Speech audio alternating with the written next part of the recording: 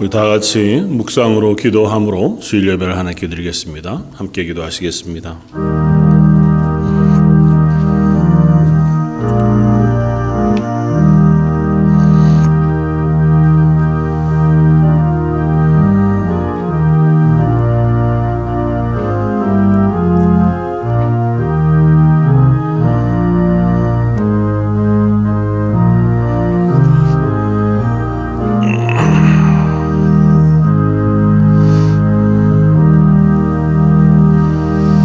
내가 하나님을 의지하였은즉 두려워하지 아니하리니 사람이 내게 어찌하리이까.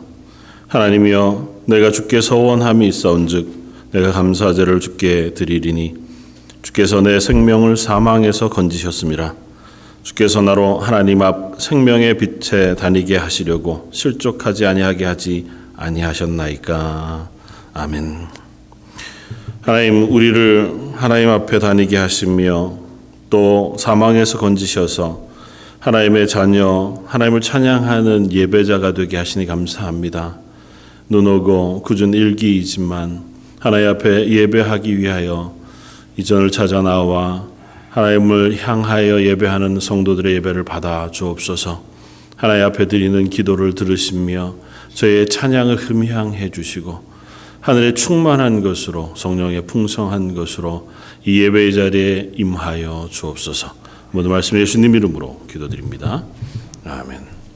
전능하사 천지를 만드신 하나님 아버지를 내가 믿사오며 그 외아들 우리 주 예수 그리스도를 믿사오니 이는 성령으로 잉태하사 동정녀 마리아에게 나시고 본디오 빌라도에게 고난을 받으사 십자가에 못 박혀 죽으시고 장사한 지 사흘 만에 죽은 자 가운데서 다시 살아나시며 하늘에 오르사 전능하신 하나님 우편에 앉아 계시다가 저희로서 산 자와 죽은 자를 심판하러 오시리라. 성령을 믿사오며 거룩한 공회와 성도가 서로 교통하는 것과 죄를 사하여 주시는 것과 몸이 다시 사는 것과 영원히 사는 것을 믿사옵나이다. 아멘. 찬송가 15장을 함께 찬양하시겠습니다.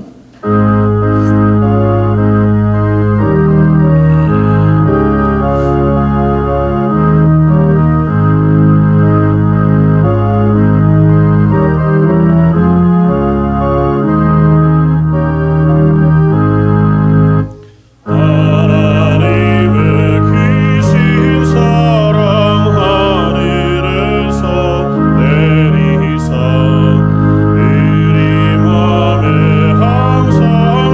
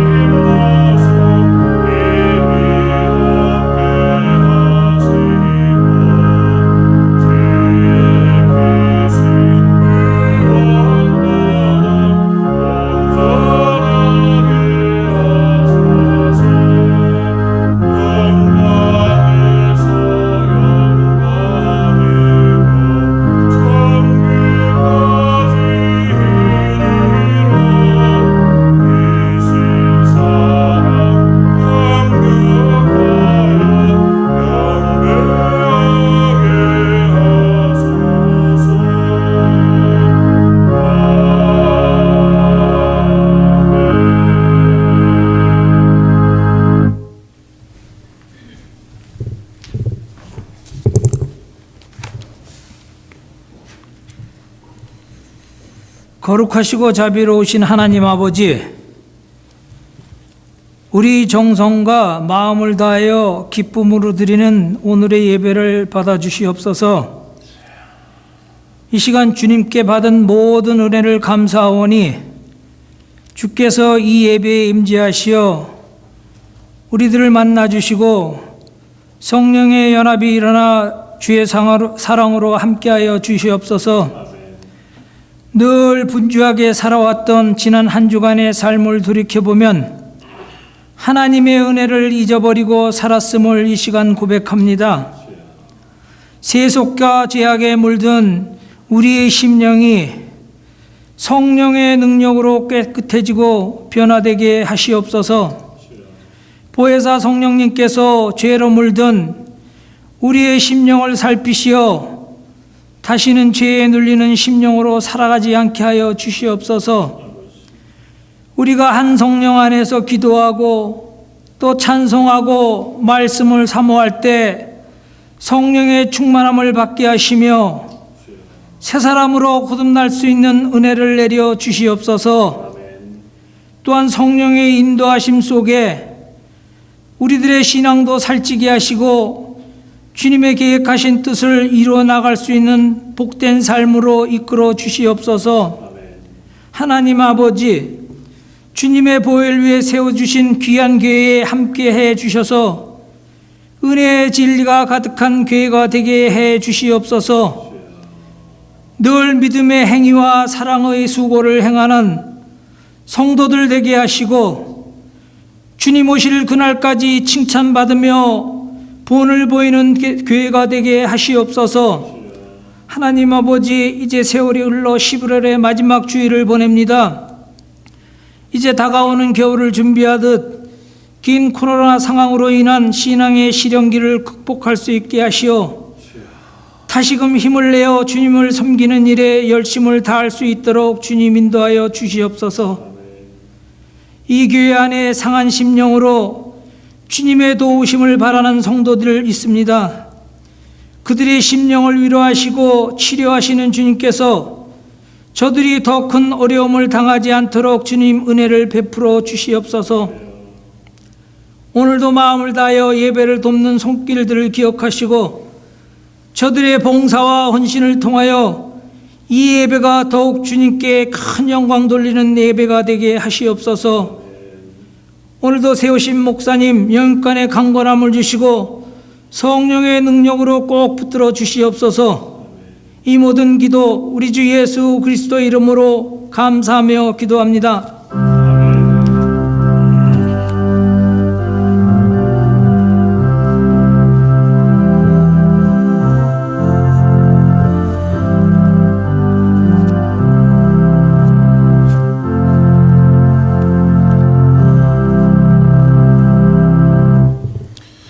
(382장) 찬송 함께 찬양하시겠습니다.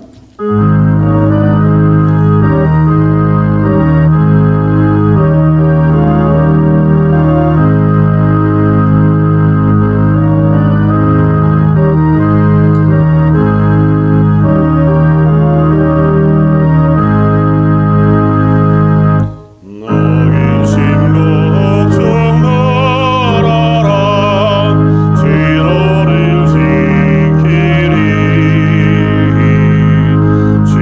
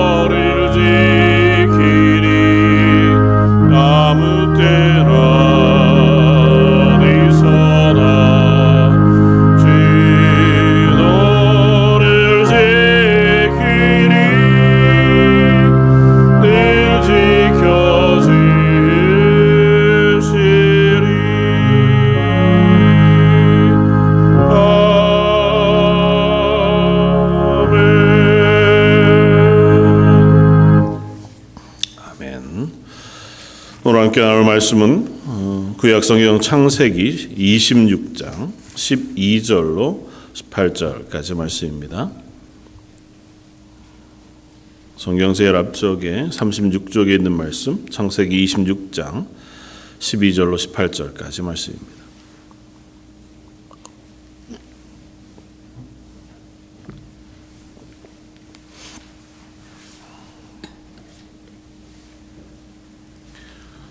자, 하였으면 우리 한 목소리 같이 한번 봉독하겠습니다. 이삭이 그 땅에서 농사하여 그 해에 100배나 얻었고 여호와께서 복을 주심으로 그 사람이 창대하고 왕성하여 마침내 거부가 되어 양과 소가 떼를 이루고 종이 심이 많으므로 블레셋 사람이 그를 시기하여 그 아버지 아브라함 때에 그 아버지의 종들이 판 모든 우물을 막고 흙으로 메웠더라. 아비멜렉이 이삭에게 이르되 내가 우리보다 크게 강성한즉 우리를 떠나라. 이삭이 그곳을 떠나 그랄 골짜기에 장막을 치고 거기 거류하며 그 아버지 아브라함 때 팠던 우물들을 다시 팠으니 이는 아브라함이 죽은 후에 블레셋 사람이 그 우물들을 메웠음이라. 이삭이 그 우물들의 이름을 그의 아버지가 부르던 이름으로 불렀더라. 아멘. 오늘은 창세기 26장에 나와 있는 이삭의 이야기를 함께 나누기를 원합니다. 제목을 이삭이 복을 받았습니다. 이렇게 이제 제목을 잡았는데요. 이삭 이야기를 하면 우리에게 가장 귀가 번쩍 뜨일 만한 혹은 주목할 만한 말씀이 사실은 12절 말씀인 것 같습니다. 이삭이 그 땅에서 농사하여 그 해에 100배나 얻었고 여호와께서 복을 주심으로 그가 거부가 되었다. 그러니까 뭐 꼭 부자가 되려는 것은 아니지만 이삭이 받은 이 복 그리고 이삭이 받은 은혜를 우리도 얻었으면 좋겠다 하는 사실은 고백이 있죠. 그래서 말씀을 나누면서 이삭이 받은 복도 혹은 이삭의 삶을 이렇게 살펴보면서 우리의 삶들을 한번 점검하고 또 우리의 기대들을 점검해 보면 좋겠다. 사실은 그런 이야기를 나누고 싶었습니다. 한 해를 마무리해간 이제 이번 주가 11월 마지막 주니까요.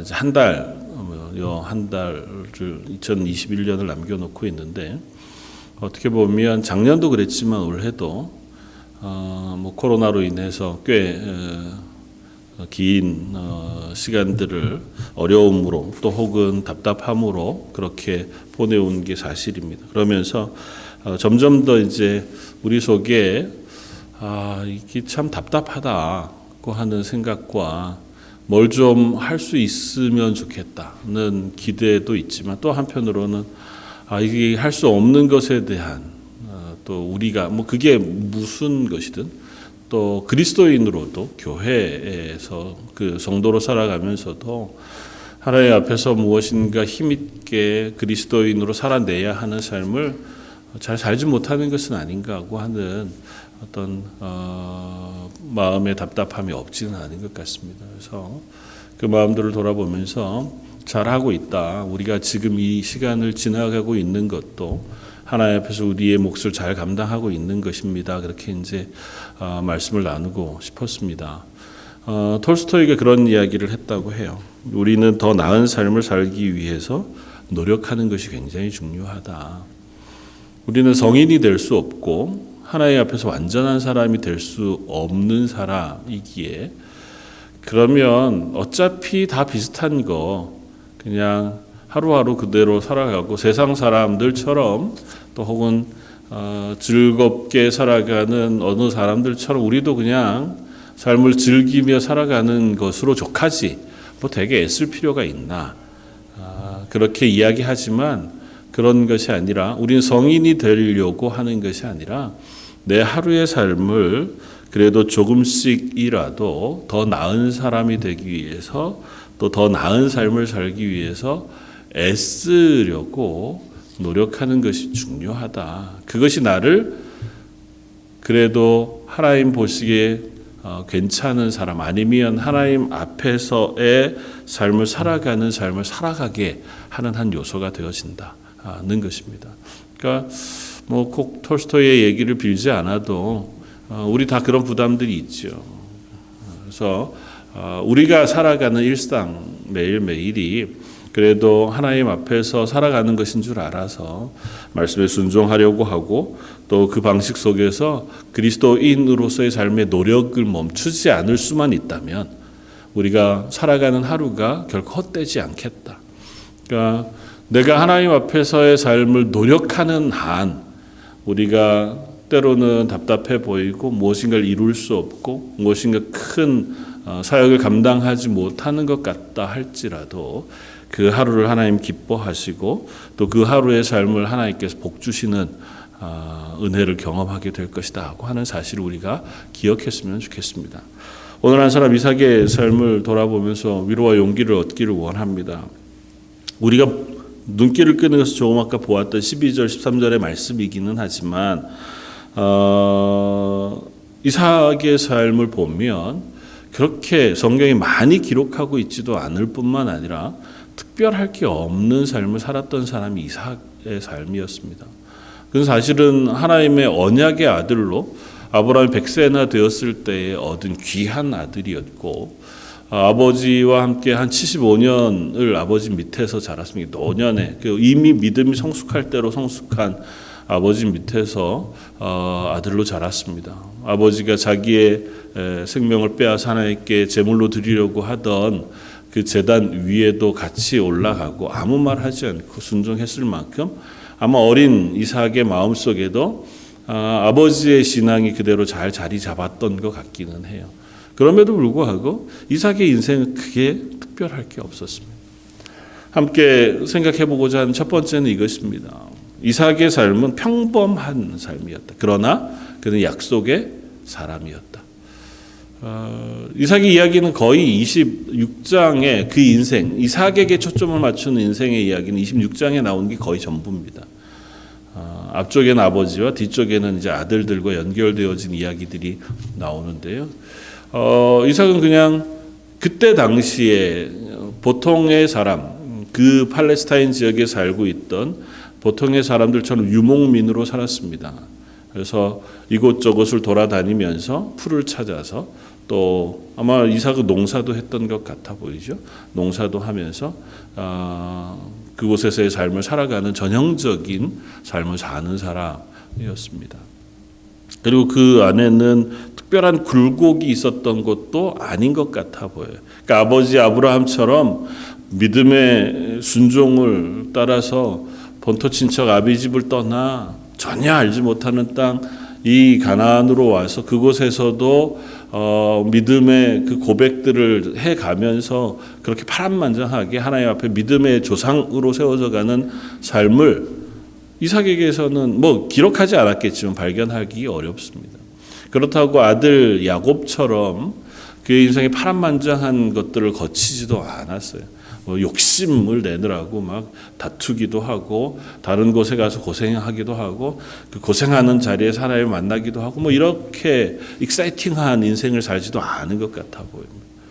그러니까 믿음의 조상 중에서 이삭의 삶이 가장 평안해요. 스스로도 싸움을 별로 좋아하는 사람은 아니었던 것 같아요.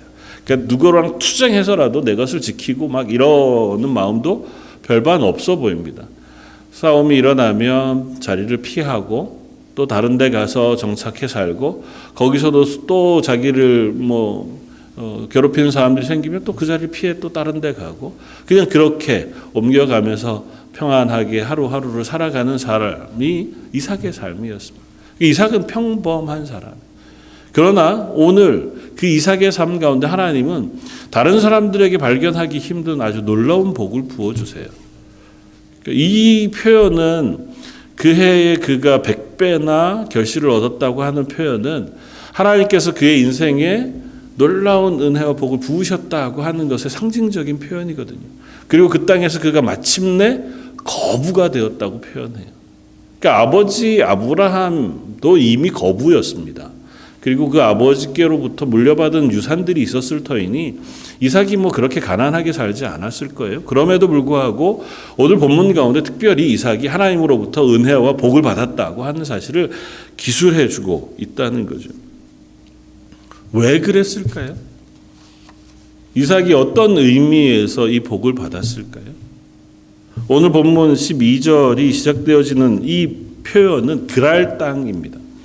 그랄 땅은 가나안 지역의 제일 남쪽, 애굽으로 가기 바로 전 지역에 해당하는 땅이 그랄 지역이에요. 이 그랄 지역으로 이삭이 왜 내려가게 되었느냐를 26장 1절은 우리들에게 들려줍니다. 아브라함 때의 첫 흉년이 들더니 그 땅에 또 흉년이 들매 이삭이 그랄로 가서 블레셋 왕 아비멜렉에 이르렀다 그렇게 씁니다. 아버지 아브라함 때 흉년이 들었던 얘기를 왜 하냐 하면 아버지 아브라함 때도 큰 흉년이 들었어요. 그래서 아브라함도 애굽으로 내려간 경험이 있습니다. 그래서 애굽으로 내려갔다가 바로에게 이 아내 사라를 누이로 속여 뺏겼다가 하나님께서 그 태를 막으셔서 바로 막으셔서 다시 찾아 그렇게 올라온 경험이 있는 이야기를 우리가 잘 알잖아요. 그때처럼 이삭 이때에도 큰 흉년이 들었습니다. 그러니까 아버지를 또 아버지가 그랬던 것처럼 이삭도 애굽으로 내려가려고 내려간 거예요. 흉년을 피해서 그랄 땅으로 내려왔습니다. 근데 그랄 땅에 머물러 애굽으로 내려가지 않은 이유가 있습니다.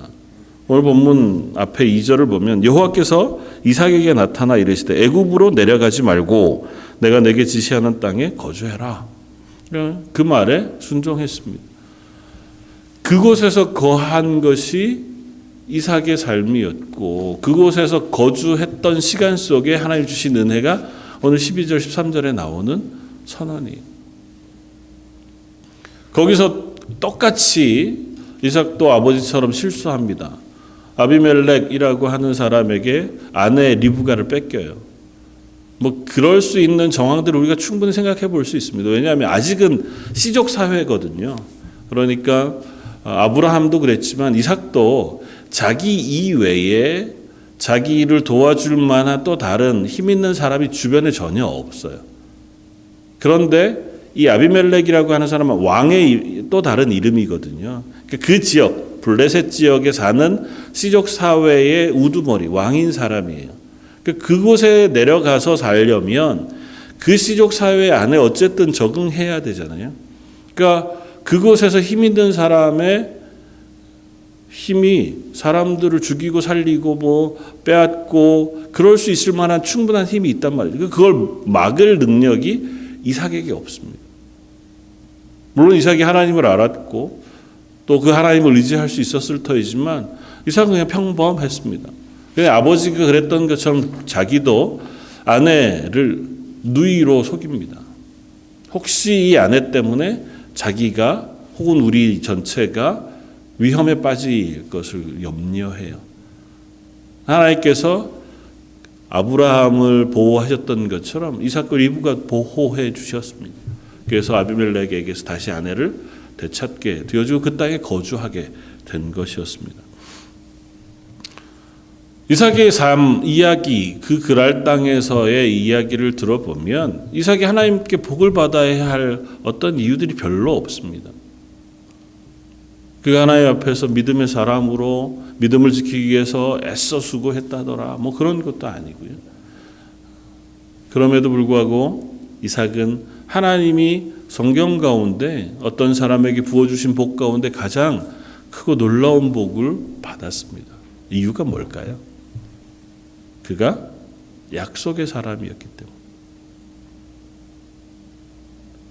아버지 아브라함에게 언약하신 그 약속이 그냥 자연스럽게 아들인 이 이삭에게 전달되었어요. 그러니까 이삭은 태어나서 아브라함의 아들로 살고 그 아버지 밑에서 믿음을 배워가며 살아간 그 삶을 통해서 자연스럽게 약속의 사람이 되었습니다. 스스로도 하나님을 알았던 사람이기는 하지만 그러나 보면 그가 그랄로 내려가서 오늘 본문 우리가 읽었던 그 다음 19절 이하에 그가 부엘세바라고 하는 곳에 이르기까지 그가 하나님 앞에 단을 쌓지 않습니다.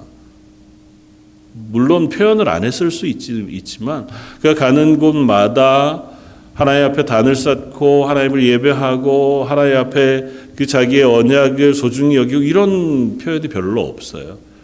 부엘세바에 가서야 비로소 그가 하나님 앞에 단을 쌓습니다.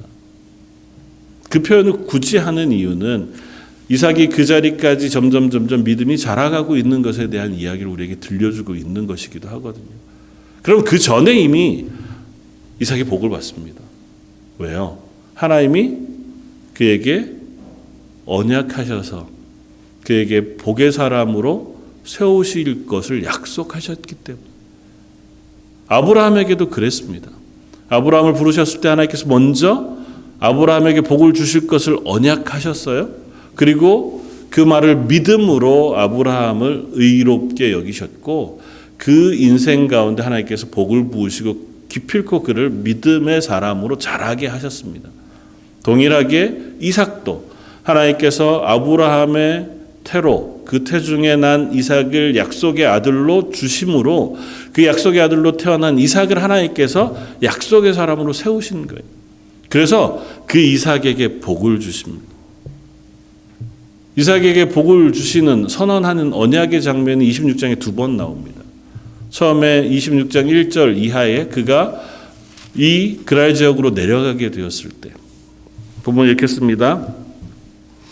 여호와께서 이삭에게 나타나 이르시되 애굽으로 내려가지 말고 내가 내게 지시하는 땅에 거주하라. 이 땅에 거류하면 내가 너와 함께 있어 내게 복을 주고 내가 이 모든 땅을 너와 내 자손에게 주리라. 내가 내 아버지 아브라함에게 맹세한 것을 이루어 내 자손을 하늘의 별과 같이 번성하게 하며 이 모든 땅을 내 자손에게 주리니 내 자손으로 말미암아 천하 만민이 복을 받으리라.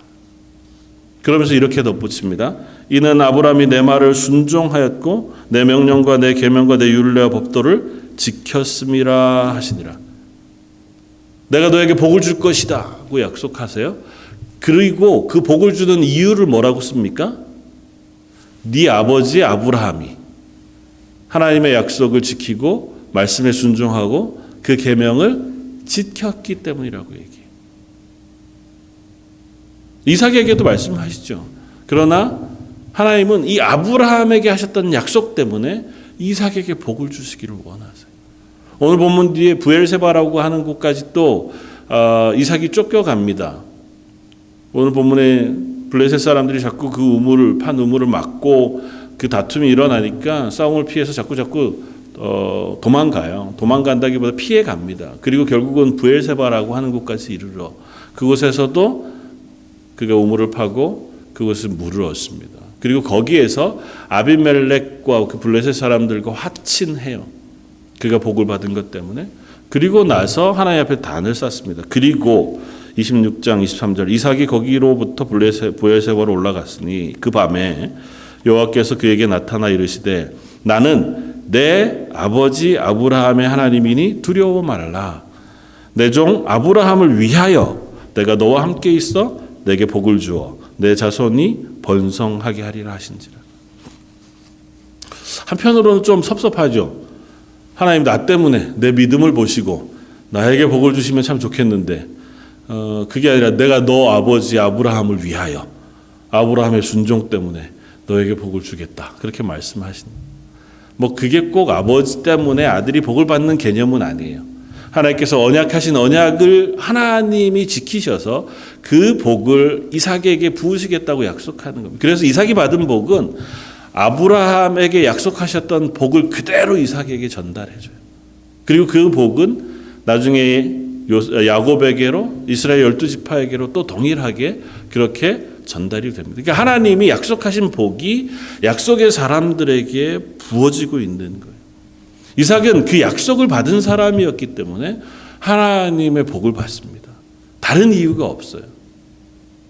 저와 여러분들은 어떤 사람들입니까? 하나님의 구원의 언약을 받은 사람들. 예수 그리스도의 보혈의 피로 죄 씻음을 받았고 성도라고 불리웁니다. 우리 스스로를 그리스도인이라고 고백해요. 그 얘기는 뭐냐 하면 하나님의 구원의 약속을 받은 사람입니다 하고 스스로를 고백하는 고백이에요. 우리는 그것으로 이미 하나님의 복을 받은 사람이자 받을 사람인 거예요. 하나님께서 우리의 삶을 통해서 이것저것들을 기대하시기도 하죠. 그리고 각자에게 여러 가지 역할을 맡기기도 하십니다. 청지기로 부르시기도 하시고. 그러나 그 이전에 이미 우리는 하나님의 것이에요. 하나님께서 우리를 부르셔서 하나님의 사람으로 만드신 사람들이에요. 그래서 우리는 하나님의 언약의 사람들이라는 사실을 잊지 말아요. 저 여러분들이 이미 하나님의 언약의 사람이어서 하나님 우리에게 이미 구원을 약속하셨을 뿐 아니라 하나님의 복을 약속하신 사람들인 것을 기억할 필요가 있습니다. 난 왜 그럴까? 왜 이렇게 연약하지? 좀 더 잘하면 하나님 나한테 더 복을 많이 주실 텐데. 물론 그럴 수 있죠. 우리가 더 많은 일들을 감당하고자 할 때 필요를 채우시기는 하실 겁니다. 그러나 우리는 이미 하나님의 약속 언약 안에 있는 사람이라는 사실을 놓치지 말아야 합니다. 하나님이 내 복이 되시는 하나님이시구나. 내 연약함에도 불구하고 내 부족함에도 불구하고 하나님이 나를 지키시고 끝까지 나를 인도해 가실 것이다고 하는 그 약속을 잊지 않았으면 좋겠습니다. 그래서 그 약속 안에 있으니 하나님 내 하루가 하나님 은혜 안에 있습니다. 이사야 선지자를 통하여 하나님 말씀하시기 이렇게 말씀하십니다. 이사야 48장 11절에 나는 나를, 이 하나님이 이사야를 통해 하신 말씀이에요. 나는 나를 위하여 이를 이룰 것이라. 어찌 내 이름을 욕되게 하리요 내 영광을 다른 자에게 주지 아니하리라. 이스라엘에게 회복을 말씀하시면서 말씀하시는 약속이에요. 하나님 뭐라고 말씀하신다고요? 나를 위하여. 하나님 스스로를 위하여. 하나님의 이름을 위하여. 내 영광을 위하여 내가 어떻게 해요? 너를 구원할 것이라고. 이스라엘을 회복할 것이라고. 저 여러분들이 하나님의 자녀예요. 우리를 그리스도인으로 고백합니다. 우리를 위하여 하나님께서 우리에게 은혜 베푸시지만 하나님이 말씀하시기를 내 이름 때문에 내가 너에게 복을 줄 것이다 하고 말씀하시는 거예요. 너희가 그리스도인인 이상, 너희가 예수 그리스도의 보혈로 구원받은 내 자녀인 이상 내 이름 때문에 내 영광으로 인하여 내가 기필코 너희를 복주고 구원하며 인도할 것이라고 하나님 약속하고 계시다는 것입니다. 그 약속을 우리가 붙잡을 때에 우리의 삶의 모든 순간 가운데 그 하나님을 인하여 우리가 담대하게 하루하루를 살아갈 수 있는 사람 되어지는 줄 믿습니다. 두 번째는 이삭은 연약한 사람이었지만 그래도 하나님 말씀에 순종하는 사람이었습니다. 그의 순종이 대단한 것이 아니에요. 그렇게 표현하면 죄송한 표현이긴 하지만 뭔가 목숨을 걸고 너 죽을래? 예수 믿을래? 그래서 난 순교에 각오를 하고 그렇게 순종하는 순종 이렇지 않아요. 이삭의 순종은 뭡니까? 딱 하나 나와요. 오늘 본문 1절 2절에 나오는 그 고백입니다. 그 땅에 흉년이 들매 이삭이 그랄로가 블레셋 왕 아비멜렉이 이르렀던 여호와께서 이삭에게 나타나 이르시되 애굽으로 내려가지 말고 내가 내게 지시할 땅에 거해라. 6절에 이삭이 그랄에 거주하였더니 이거 한나예요. 하나님이 애굽에 가지 말고 내가 네게 지시하는 땅 그 그랄에 거해라. 거기 멈춰라. 그 얘기를 듣고 이삭이 어떻게 했다고요? 멈췄다고요. 그랬더니 어떻게 해요? 하나님은 그에게 복을 주셨다는 거예요. 아주 단순해요. 이삭이 무슨 다른 선택지가 있었던 것도 아니고 막 고민해 볼 만한 여지가 있었던 것도 아니에요. 하나님이 나타나 말씀하시니 아버지가 그러셨던 것처럼 나도 그 하나님의 말씀에 순종하는 것이 내게 복이 되겠다. 아마 그렇게 생각했겠죠. 그래서 그 자리에 멈추었습니다. 그리고 나서도 보면 아비멜렉에게 리브가를 빼앗긴 걸 보면 그가 되게 담대하거나 아내를 지키기 위해서 충성스럽거나 그렇지도 않았던 것 같아 보이기는 해요. 그러나 어쨌든 하나님의 말씀 그 작은 명령에 순종한 사람이었습니다. 어떻게 보면 이삭에게 하나님께서 하신 말씀은 다른 사람들과는 좀 달라 보입니다. 아브라함은 이삭을 애굽으로 내려갈 때 하나님 그를 막지 않으셨어요. 그러니까 늘 애굽으로 내려가는 그 길을 하나님 막으셨다 그러면 또 다른 얘기지만 아브라함은 애굽으로 내려갈 때 하나님 그를 막지 않으셨습니다. 심지어 그의 아들들 가운데에 요셉은 애굽으로 팔려가는 것, 그것을 하나님께서 계획하셨어요. 그로 통하여 전 가족을 다 구원하실 계획을 하나님께서 가지고 그를 인도해 주셨습니다. 그런데 유독 애굽에 내려가는 길을 이삭은 막으셨어요. 그게 왜인지 어떤 큰 의미가 있는지 우리가 다 알지 못합니다. 그러나 하나 알 수 있는 것은 각 사람마다 하나님께서 각자의 형편에 따라 일하신다는 것입니다.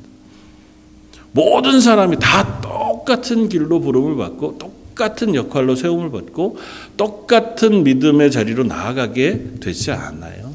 각자 다른 지체고 각자 다른 역할로 부르심을 받았고 각자의 모양 가운데서 하나님 부르시는 삶을 살아갑니다.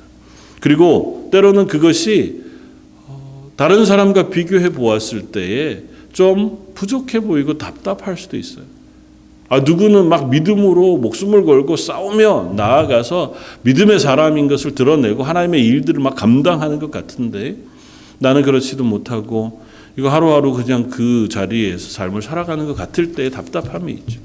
반대로 누구는 그래도 평안한 가운데 신앙생활 하는 것 같은데 나는 교회 나와서 예배드리는 이 신앙생활 하는 것만으로도 막 숱한 싸움이 있어야 되고 그걸 이기기 위해서 그 괴로운 과정을 거쳐야 되는 사람들도 왜 없겠습니까? 저야 편안하고 안전하게 예배의 자리에 서지만 지금 이 순간에도 예배의 자리에 서는 것이 불가능한 숱한 사람들이 여전히 있습니다. 물론 코로나라고 하는 이 전염병 때문에 또 예배하는 그 자리가 여러모로 어려움에 놓여지기도 했죠. 그럼에도 불구하고 어떤 이들은 담대하게 우린 그것과 관계없이 예배하는 것이 중요합니다 고백하는 이들이 있는가 하면 또 건강상의 염려 때문에 또 다른 가정에서 온라인을 통해서 예배해야 할 수밖에 없는 사람들도 없지 않아 있겠죠. 다 동일하지 않습니다. 그리고 그 동일한 잣대로 모두를 다 평가할 수도 없습니다. 문제는 그 개인이 내가 하나님 앞에서 그 하나님의 부르심 앞에 순종하고 있느냐는 거예요. 내가 오늘 하루를 살아가는 그 하루의 삶 속에서 하나님이 말씀하신 것에 순종하고 있느냐는 거예요. 하나님이 우리에게 매일마다 그날 이루어야 할 놀라운 일들을 아침에 말씀하신다면 모르지만 보통은 그렇지 않잖아요. 보통은 우리가 일상을 살아가는 삶 속에 성경 말씀, 우리에게 명령하신 명령을 늘 표현하지만 딱 두 개로 정리하면 내 하나님을 사랑하고 내 이웃을 사랑하라는 거잖아요. 그 명령에 순종하며 살아가도록 부르신 부르심 앞에 우리 각자의 자리에서의 삶을 살아갑니다. 각자의 자리에서 이 땅에서 맡겨진 역할들을 감당해 아버지로 어머니로 혹은 자녀로 혹은 한 직장의 한 구성원으로 혹은 또 다른 여러 가지 모양으로 교회에서는 또 각자의 직책과 직분을 맡아서 하나님께서 맡기신 일들을 감당하며 살아갑니다. 그 앞에서 애쓰며 노력하며 그 자리를 잘 지켜 살아가는 것.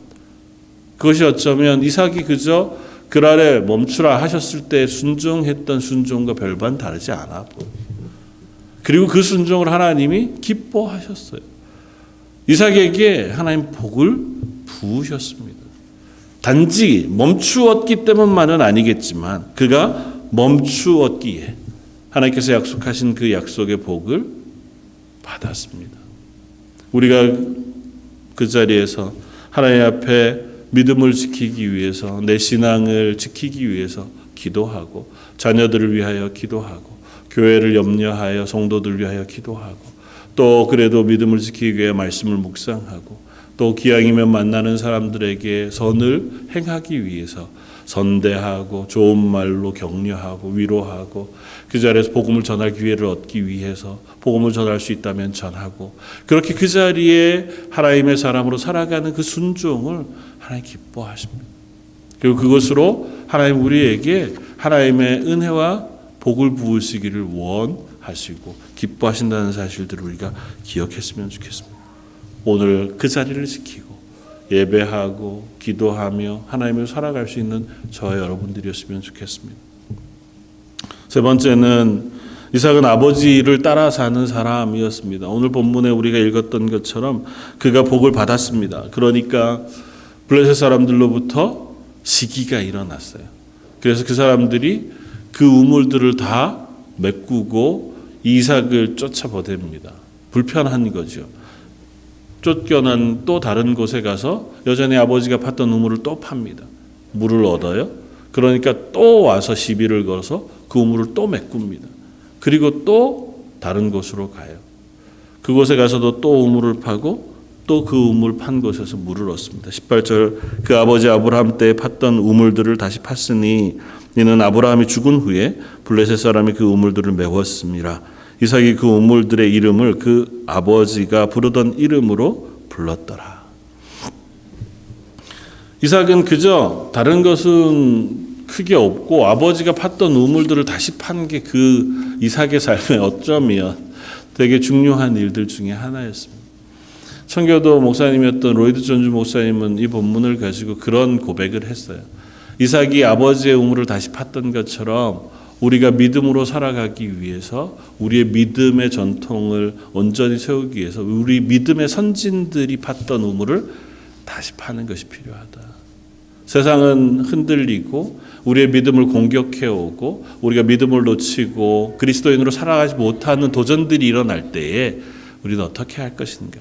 나를 향해 시기가 있고 우리의 믿음을 향한 도전이 있을 때 그때에 우리가 할 것은 우리 아버지가 팠던 믿음의 우물을 파는 것이다. 그건 뭐냐 하면 우리 믿음의 선진들이 믿음의 자리에서 했던 일들 그것을 떠올리고 그것을 우리 속에 다시 행하는 것이다. 한국 교회의 믿음의 어르신들이 늘 가졌던 고백들이 있었습니다. 전 세계적으로 유일하게 한국 교회만 하고 있는 새벽 예배, 기도의 자리에 앉는 것, 그것이 믿음의 선진들의 고백이었습니다. 예배의 자리에 앉는 것, 그들이 어떤 일이 있어도 나는 예배하는 것만큼은 놓치지 않겠다고 했던 믿음의 어른들의 고백. 말씀을 묵상하면서 하나님의 말씀이 내가 다 알지도 못하지만 하나님의 말씀을 읽을 때에 성령의 은혜로 깨닫게 해주시고 지혜를 주십시오. 말씀에 따라 순종하게 해주십시오. 하나님 말씀하시면 제가 순종하겠습니다 하고 고백하며 살았던 그 믿음의 자리, 그 자리로 다시 돌아가는 것, 그 자리를 다시 회복하는 것, 그것이 우리의 믿음을 회복하는 길이고 우리가 하나님 앞에서 다시 믿음의 사람으로 세워지는 자리인 줄 압니다. 다른 것들이 있을 수 있죠. 세상은 다른 이야기들도 하기는 합니다. 믿음을 지키기 위해서 현대 교회는 현대 흐름에 맞추어서 시스템을 갖추고 그 안에서 또 다른 프로그램들이 있고 그것도 필요하죠.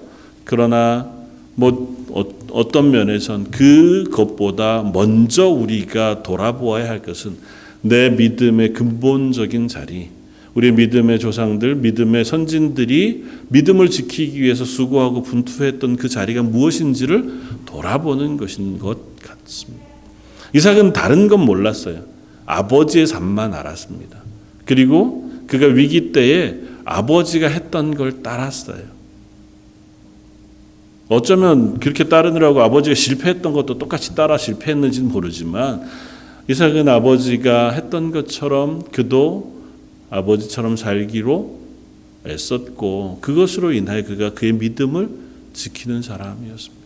사실 20장에 가보면 뒤이어 나오는 이삭의 모습은 어쩌면 하나님 앞에서 조금은 실패한 것 같아 보이는 모습입니다. 그의 노년의 이삭은 영안이 어두워졌고 실제로 눈이 어두웠습니다.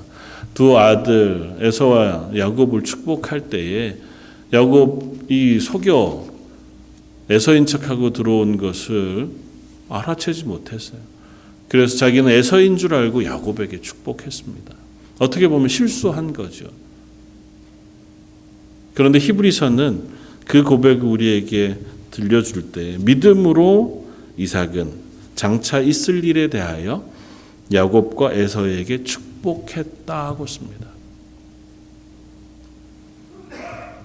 그게 어떻게 믿음이 돼요? 실수로 한 건데요. 그러나 그 이후에 그가 야곱이 에서 대신에 와 축복받은 것인 줄 알게 되었을 때, 에서가 다시 축복을 요구했을 때에 그 축복을 변개하지 않아요. 이게 하나님의 뜻인 줄로 그가 알았던 것 같아요.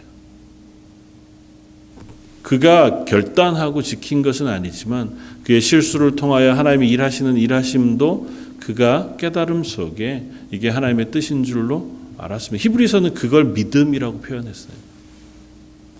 이삭은 연약한 사람이었습니다.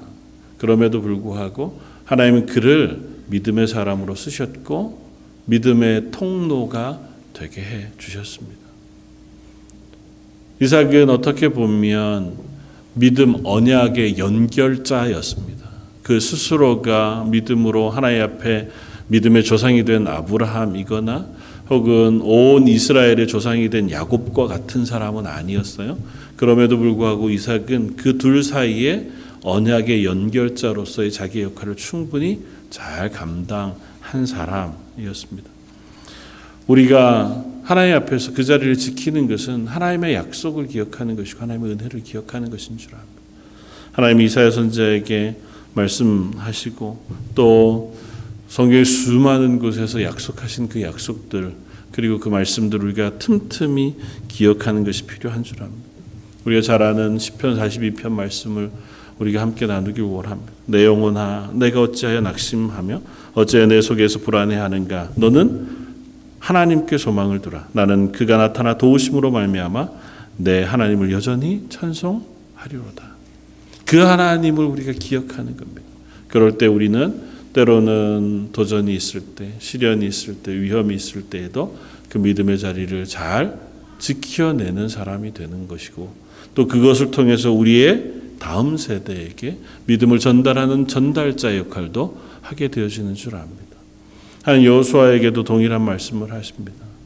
여호수아가 모세가 죽고 나서 이스라엘의 지도자로 세움을 받았을 때 그는 두려웠습니다. 여호수아 1장 5절에 하나님 그런 여호수아에게 나타나 말씀하십니다. 내 평생에 너를 능히 대적할 자가 없으리니 내가 모세와 함께 있었던 것 같이 너와 함께 있을 것임이니라. 내가 너를 떠나지 아니하며 버리지 아니하리니 강하고 담대하라. 너는 내가 그들의 조상에게 맹세하여 그들에게 주리라고 한 땅을 이 백성에게 차지하게 하리라. 여호수아는 그 일에 책임을 맡은 사람이었고 하나님은 그 역할을 여호수아에게 맡겨주셨습니다. 저와 여러분들은 어쩌면 그렇게 믿음의 한 역할로 부르심을 받았습니다. 그리고 그것은 때로는 모세나 여호수아나 혹은 다윗이나 바울과 같은 역할이 아니라 그저 연결자, 통로, 다리의 역할을 우리에게 맡기시기도 할지 모릅니다. 이삭과 같은 삶을 살아야 할지도 모르겠습니다. 모세의 어머니였던 요게벳과 같이 요게벳은 그저 모세를 낳아 3달 동안 그의 품에 품고 그를 강에 뛰어보낼 때에 기도하는 마음으로 그를 지켜보았다가 그를 다시 양육하는 자리에 선 엄마의 역할, 그것이 요게벳의 역할이기도 했습니다. 룻의 어머니였던 나오미도 또 다른 고백을 별로 갖고 있지 않습니다. 그의 인생은 고난이었고 어려움이었습니다. 그러나 룻을 통하여 또 그의 품에 그 아들을 안게 되어지고 그 아들을 통하여 이스라엘을 세우는 다윗 왕이 나게 하는 그리고 그 후손에 예수 그리스도를 얻게 되어지는 그저 하나님의 언약의 통로 중간 다리 역할을 하는 사람이 나오미였습니다. 나오미 혼자 무엇을 한 것이 아무것도 없어요. 그는 그저 내 하나님 그 하나님의 백성이 있는 그 땅 내 고향으로 돌아가겠다고 하는 결단을 하고 그 고향으로 빈털터리로 돌아왔을 따름이고 그에게 하나님은 은혜를 베푸셨습니다. 이스라엘의 멸망 때에 선지자 활동했던 선지자들도 성경에는 크고 귀하게 그들의 선지자 활동의 이야기들을 우리에게 들려줍니다. 이사야, 예레미야 혹은 에스겔. 그러나 생각해 보면 그 긴 시간 동안 선지자 활동했지만 그들의 외침에 귀 기울여 회복한 사람이 없었습니다. 30년, 40년을 매일 아침같이 성전에 나아가 들끓는 열심으로 하나님 주신 말씀을 그 메시지를 선포하기를 힘썼지만 한 사람도 그들의 말에 귀 기울이지 않았습니다. 여전히 이스라엘은 멸망했고 그들도 그 멸망을 바라보며 슬퍼하며 울어야 했습니다. 온몸으로 하나님의 말씀을 전했지만 그 앞에 어느 누구도 돌아오지 않았어요. 그럼에도 불구하고 하나님은 그들에게 그 역할을 맡기셨습니다. 그것을 통하여 하나님의 언약이 연결되고 지켜지는 한 믿음의 사람으로 살게 하신 줄 압니다. 저 여러분들 어떤 자리에 서 있는지 모르겠습니다. 어떤 분은 바울과 같은 분도 있을 터이고 어떤 분은 모세와 같은 분으로 세우신 분들도 있겠죠. 그러나 많은 부분 우리는 그 언약의 연결자로 그 일상 속에서 내 믿음을 지키느라고 수고하고 또 내게 주셨던 그 믿음을 우리의 자녀들에게 혹은 내 주변에 있는 이들에게 잘 연결해주는 역할로 부름을 받은 사람들일 수도 있는 줄 압니다. 지난 한 해 수고하셨고 또 앞으로 다가올 우리의 시간들이 아주 큰 변화는 없겠지만 그 자리에서 기도하고 예배하고 말씀을 붙들고 씨름하면서 하루하루 그리스도인으로 살아내는 것으로 승리하는 저 여러분들 되시기를 주님의 이름으로 부탁을 드립니다. 다시 한번 기도하겠습니다. 오늘 말씀을 붙들고 한 번 더 기도하기를 원합니다. 하나님께서 우리에게 허락하신 삶, 저희들이 믿음으로 살아낼 수 있게 은혜 베풀어 주십시오. 그 하루하루를 하나님께서 내게 맡기신 것 안에 수고하며 애쓰며 그리스도인 되게 해주십시오. 우리 그렇게 한 목소리 한번 같이 기도하고 제가 기도하겠습니다. 영원의 공성하신 하나님, 저희를 불러 예배의 자리에 세워주시고 그리스도인으로 불러주시며 구원받은 하나님의 자녀가 되게 해주시니 감사합니다.